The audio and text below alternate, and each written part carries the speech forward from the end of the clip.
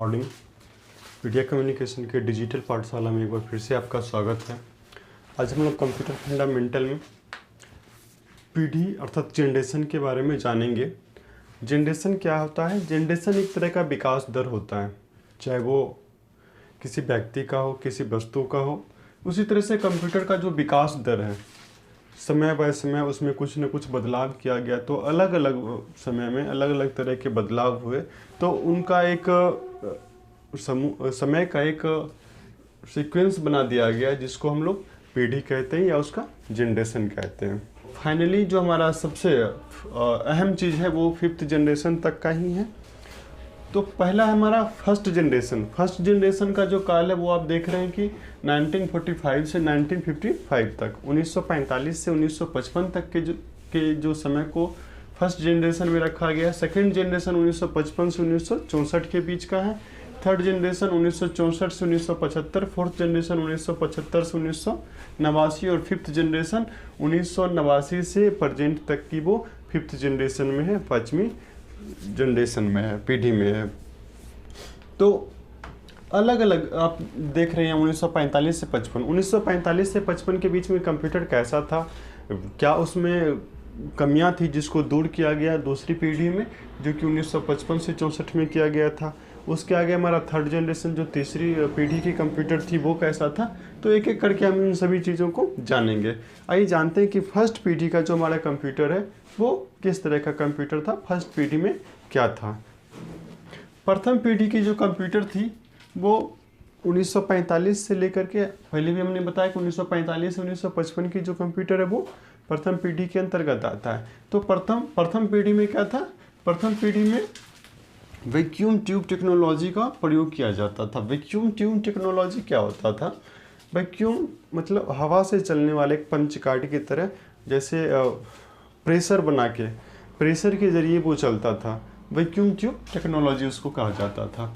इस पीढ़ी में निर्वात नलियों वैक्यूम ट्यूब टेक्नोलॉजी का प्रयोग किया जाता था। यह कंप्यूटर उस समय के अनुसार बहुत अधिक गति से कैलकुलेशन करते थे कि उस समय के अनुसार, चूँकि उसमें अबेकस का समय था, उस समय आदमी अबेकस के जरिए कैलकुलेशन का काम करता था। तो कैलकुलेशन के आधार पे प्रथम पीढ़ी की जो कंप्यूटर थी उस समय की सबसे बहुत ही तेज गति से चलने वाली कंप्यूटर थी। ये साइज में बहुत बड़े थे, इसको चलाना कठिन होता था। इसमें मशीनी भाषा का प्रयोग किया गया था। इसमें चुंबक मेमोरी के तौर पे चुंबकीय टेप एवं पंच कार्ड का प्रयोग किया जाता था। इनका रखरखाव कठिन था। देखिए अलग अलग चीज़ें थी। पहला तो अभी के समय के जैसा आईसी नहीं था उसके अंदर। अभी के समय में जो मेमोरी कार्ड हमारा होता है वो मेमोरी कार्ड उस तरह का नहीं था। तो मेन दो चीज़ें इस पे ध्यान रखने वाली है कि पहला का कंप्यूटर का टेक्नोलॉजी वैक्यूम ट्यूब टेक्नोलॉजी था प्रथम पीढ़ी के कंप्यूटर में, और मेमोरी की जगह पे चुंबकीय टेप एवं पंच कार्ड का प्रयोग किया जाता था।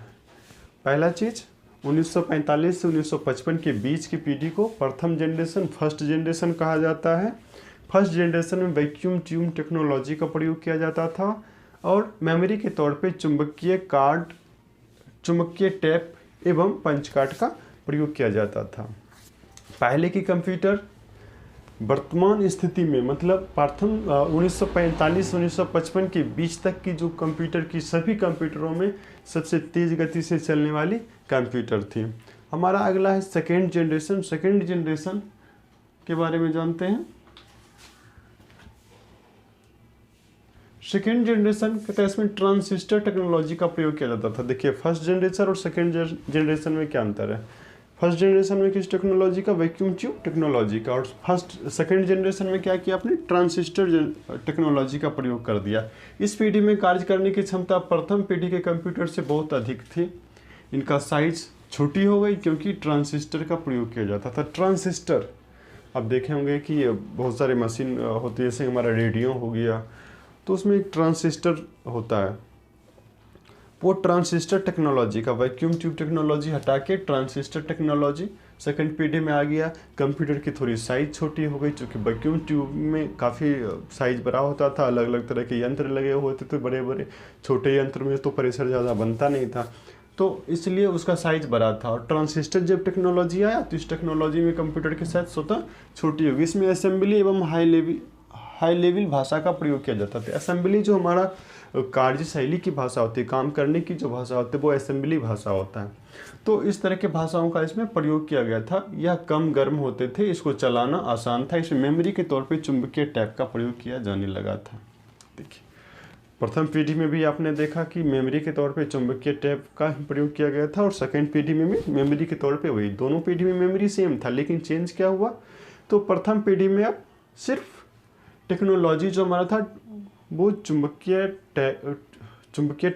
टेक्नोलॉजी था, ये सॉरी वैक्यूम ट्यूब टेक्नोलॉजी था, और सेकेंड पीढ़ी में हमारा क्या हुआ, ट्रांजिस्टर का टेक्नोलॉजी आ गया। प्रथम पीढ़ी का कंप्यूटर बड़ा था, सेकेंड का पीढ़ी का उससे थोड़ा सा छोटा हो गया, स्पीड में उससे थोड़ा ज़्यादा हो गया, क्योंकि इसमें ट्रांजिस्टर आया। वैक्यूम प्रेशर बनने में थोड़ी सी टाइम लगती है, वैक्यूम ये ट्रांजिस्टर का काम था, ये टेक्नोलॉजी से करंट से चलता है, तो इसमें थोड़ा सा जल्दी हो जाता है। अगला हमारा थर्ड जनरेशन है। तो थर्ड जनरेशन में जो कि 1964 से 1975 तक के समय को माना जाता है थर्ड जनरेशन, इसमें कंप्यूटर का क्या क्या विकास हुआ था। देखिए तीसरी पीढ़ी 1964 से मानी जाती है, और इस जनरेशन में आईसी का प्रयोग किया जाने लगा था। आईसी फुल फॉर्म आप देख रहे हैं, इंटीग्रेटेड सर्किट। आईसी का प्रयोग किया जाने लगा था। आईसी का प्रयोग करना मतलब आईसी एकदम छोटे छोटे आकार में होते हैं, जो कि चुंबकीय टैप वैक्यूम ट्यूब से कई गुना छोटा, ट्रांजिस्टर से भी कई गुना छोटा। तो उसमें टेक्नोलॉजी का थोड़ा सा चेंजिंग आया, और हमारा कंप्यूटर धीरे धीरे स्मार्ट होते गया, छोटा होते गया। तो थर्ड जनरेशन में अपने क्या किया, किस टेक्नोलॉजी का यूज किया, तो आईसी इंटीग्रेटेड सर्किट का आईसी टेक्नोलॉजी का आया। और आईसी टेक्नोलॉजी लाने वाले कौन थे, तो 1958 में जैक किल्बी ने आईसी टेक्नोलॉजी लाया था। आईसी में टेक्नोलॉजी में क्या था, एसएसआई का, इसमें एसएसआई आईसी टेक्नोलॉजी में एसएसआई का प्रयोग किया गया था। एसएसआई का स्मॉल स्केल इंटीग्रेशन, मतलब सबसे छोटे तौर तरीके वाली सर्किट को, इंटीग्रेशन को एक कंप्यूटर में फिट कर दिया गया, जिससे वो सुचारू रूप से वर्क करने लगा और साइज में छोटी हो गई। इसमें 10 से 20 तत्व स्थापित होते थे। यह प्रथम एवं द्वितीय पीढ़ी से बहुत अधिक गति से कार्य करने लगा। टेक्नोलॉजी चेंज होती गई, कैपेसिटी कंप्यूटर का चेंज होते गया, और कार्य करने की स्पीड जो है उनका दिन प्रतिदिन वो बढ़ते गया। यह साइज में बहुत छोटा हो गया।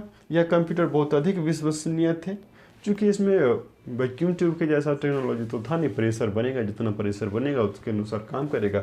अब ये तो हो गया हमारा आईसी सर्किट, आईसी टेक्नोलॉजी से। तो आईसी टेक्नोलॉजी में करंट के आधार पे आईसी एक बहुत ही महत्वपूर्ण चीज़ होती है। आप सभी चीज़ों में जानते होंगे कि हम आईसी लगभग हर मशीन, हर पार्ट पुर्जे के लिए आईसी यूज में आता है। इसमें मेमोरी के तौर पे चुंबकीय डिस्क का प्रयोग किया जाने लगा। जहाँ तक आप लोग पहले से जान रहे थे कि फर्स्ट जनरेशन सेकेंड जनरेशन में चुंबकीय टैप का प्रयोग किया जाता था मेमोरी के तौर पे, लेकिन थर्ड जनरेशन में क्या हुआ, चुंबकीय डिस्क का प्रयोग किया जाने लगा। तो इस तरह से हमारा कंप्यूटर जो थर्ड जनरेशन का था, कंप्यूटरली बहुत ही अच्छा कंप्यूटर हो गया था, क्योंकि उसमें आईसी टेक्नोलॉजी आ गई थी और हम चुंबकीय डिस्क का प्रयोग करने लगे थे। साइज में छोटा हो गया था, कहीं ले जाना आसान हो गया था।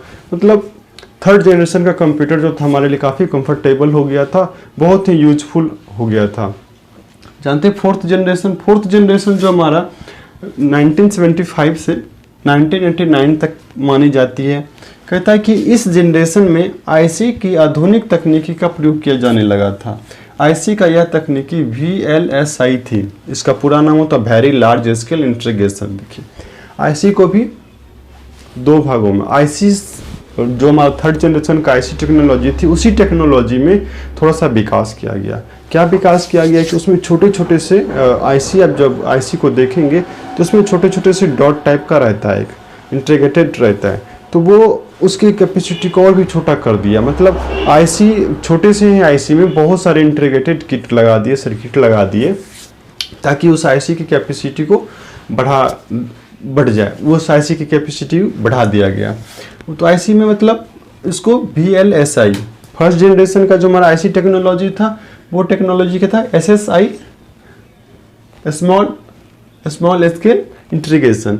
और जो हमारा फोर्थ जनरेशन का आईसी टेक्नोलॉजी था, उस टेक्नोलॉजी में क्या डिफरेंट था, तो VLSI, मतलब VLSI very large scale integration. काफ़ी छोटा सा इस इंटीग्रेशन कर दिया था, ठीक है। तो छोटे छोटे इंटीग्रेशन को मिला दिया, मतलब मेमोरी की जो कैपेसिटी थी, आईसी की जो कैपेसिटी थी उसको बढ़ा दिया। कहता है इस आईसी चिप पर 10,000 से 20,000 कंपोनेंट्स को एक चिप पर लगा दिया गया था, जिस कारण से इनकी गति तीसरी पीढ़ी की अपेक्षा बहुत अधिक हो गई। आईसी चिप पर 10,000 से 20,000 कंपोनेंट्स को, जैसे कि वेरी लार्ज, है ना, वेरी लार्ज स्केल इंटीग्रेशन का मतलब इसमें बहुत सी हिस्सा छोटा छोटा इंटीग्रेशंस लगा दिया गया, आईसी लगा दिया गया, आईसी के ऊपर छोटे छोटे सर्किट्स लगा दिए गए, कंपोनेंट्स लगा दिए गए, जिससे क्या हुआ, इसकी गति बढ़ गई। तीसरी जो हमारा था, तीसरा 10 से 20 तक ही था, 10 से 20 तक। तीसरी जनरेशन के आईसी टेक्नोलॉजी में आईसी पर 10 से 20 तत्व ही था, लेकिन जो हमारा फोर्थ जनरेशन की आईसी टेक्नोलॉजी आई उसमें क्या कर दिया, 10,000 से 20,000 कंपोनेंट्स लगा दिए गए, अर्थात तत्व स्थापित कर दिए गए, जिसके कारण से फोर्थ जनरेशन की जो आईसी थी उसकी कैपेसिटी काफ़ी कई गुना ज़्यादा हो गया, वो कई गुना तेज़ी से काम करने लगा। तो इस आईसी चिप पर 10,000 से 20,000 कंपोनेंट चिपका दिए गए, जिसके कारण इसकी गति क्या होगी, बढ़ गई। अब बढ़ने के बाद क्या हुआ कि फोर्थ जनरेशन की कंप्यूटर थर्ड जनरेशन के कंप्यूटर से काफ़ी स्पीड हो गई। इसमें आईसी टेक्नोलॉजी VLSI का प्रयोग किया गया था, वेरी लार्ज स्केल इंटीग्रेशन का, और इस चिप पर 10,000 से 20,000 इंटीग्रेट एलिमेंट्स स्थापित थे। थर्ड जनरेशन में कौन सा टेक्नोलॉजी, आईसी टेक्नोलॉजी, आईसी में SSI, इसकी SSI टेक्नोलॉजी, और फोर्थ जनरेशन में भी आईसी टेक्नोलॉजी, लेकिन इसमें क्या, VLSI टेक्नोलॉजी, है ना।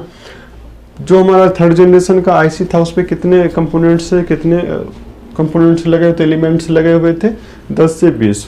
और जो हमारा फोर्थ जनरेशन का आईसी टेक्नोलॉजी है उसमें 10,000 से 20,000 एलिमेंट्स लगे होते थे। तो स्वाभाविक है कि जब 10,000 से 20,000 एलिमेंट्स इस पर लगे तो 10,000 से 20,000 गुना इसका स्पीड भी बढ़ गया होगा, इसकी कैपेसिटी भी बढ़ गई। यह तीसरी पीढ़ी से बहुत तेज गति से कार्य करने लगा था, साइज में बहुत छोटा हो गया था, चूँकि इसमें बहुत ही लार्ज एलिमेंट्स का प्रयोग किया गया था। इसमें हाई लेवल भाषा का प्रयोग किया जाने लगा, ये हमें एक स्थान से दूसरे स्थान पर ले जाना आसान हो गया, और इसलिए मेमोरी के तौर पे चुंबकीय डिस्क का प्रयोग करने लगा, चुंबकीय डिस्क का प्रयोग किया जाने लगा था। तो इस तरह से हमारा फोर्थ जनरेशन जो है काफ़ी महत्वपूर्ण कंप्यूटर हो गया था फोर्थ जनरेशन में। कहते हैं इसमें मेमोरी के तौर पे चुंबकीय डिस्क हो गया, या विद्युत का भी कम प्रयोग करने लगा, और रख रखाव एवं ऑपरेटिंग में भी सरल हो गया, आसान हो गया। अगला हमारा है फिफ्थ जनरेशन, जो 5वीं पीढ़ी है, जो कि बहुत ही अहम पीढ़ी है, जिसे हम लोग आज तक यूज करते आ रहे हैं जिस तरह के कंप्यूटर को। ये हमारा 5वां पीढ़ी में, कहता है 5वीं पीढ़ी में, जो कि 1989 से शुरुआत की गई थी, उसमें भी आईसी टेक्नोलॉजी का ही प्रयोग किया गया था, लेकिन आईसी टेक्नोलॉजी की VLSI थी, ULSI, ultra large scale integration. Ultra large scale integration क्या होता है, चिप तो आईसी तो वही था, लेकिन इसमें क्या कर दिया गया, जो फोर्थ पीढ़ी की अपेक्षा इसमें कई गुना ज़्यादा और भी चिप्स कंपोनेंट्स और भी लगा दिए गए। 10 करोड़ से अधिक कंपोनेंट्स को इसमें एक साथ चिपका दिया गया। आपने पढ़ा था कि थर्ड जनरेशन में 10 से 20 कंपोनेंट्स को एक साथ चिपकाया, फोर्थ जनरेशन में 10,000 से 20,000, और जब फिफ्थ जनरेशन हमारा आया तो 10 करोड़ से भी अधिक चिप को एक साथ चिपका दिया गया, जिससे पांचवी पीढ़ी के कंप्यूटर की गति जो गई काफ़ी ही तेज हो गई, और ये काफ़ी जो सामान्य कंप्यूटर अभी हम लोग चला रहे हैं ये इस तरह से वर्क करने लगी थी, और काम हमारा बहुत ही आसान कर देने लगा था। चौथी पीढ़ी की अपेक्षा बहुत गति तेज हो गई, साइज में बहुत छोटा हो गया, जिससे मैं गोद में हथेली पे रख के अभी जैसे हमारा लैपटॉप चला रहे हैं इस तरह से। यह कंप्यूटर बहुत अधिक विश्वसनीय थे। इसमें हाई लेवल भाषा का प्रयोग किया जाने लगा, जो कि सरल था। इस भाषाओं में GUI इंटरफेस का प्रयोग किया जाता था। इन्हें हम एक स्थान से दूसरे स्थान आसानी से ले जा सकते थे। मेमोरी के तौर पर चुंबकीय डिस्क एवं चिप का प्रयोग किया जाने लगा था, जैसे पेन ड्राइव हमारा हो गया। चिप का प्रयोग 4th जनरेशन तक नहीं था, चुंबकीय डिस्क था, लेकिन जब 5th जनरेशन आया तो चिप का प्रयोग आ गया। जैसे हमारा पेन ड्राइव, हार्ड डिस्क, ये सारी चिप्स ही हैं, चिप ही हैं और इसका प्रयोग। यह विद्युत बहुत कम खाने लगा सर, यहाँ रख रखाव में, और इनके ऑपरेशन के भी तौर तरीके क्या हो गए, काफ़ी आसान हो गए। तो इस तरह से हमारा ये 5 जनरेशन था। मैंने 5 जनरेशन के विकास के बारे में बता दिया। 5 जनरेशन कब से कब तक के काल को 5th जनरेशन माना जाता, मैंने वो बता दिया। और आपने देखा कि प्रत्येक जनरेशन में कुछ न कुछ कंप्यूटर में विकास हुआ है। तो पहली जनरेशन से लेकर 5वीं जनरेशन तक के सभी तरह के जो बदलाव है कंप्यूटर के अंदर, वो सारा आपके सामने प्रदर्शित किया। तो आज की क्लास बस इतना ही। यदि आपको सही लग रहा है, अच्छा लग रहा है हमारा ये प्रयास, तो हमें लाइक और कमेंट्स की मदद से प्रोत्साहित करते रहें। जय हिंद।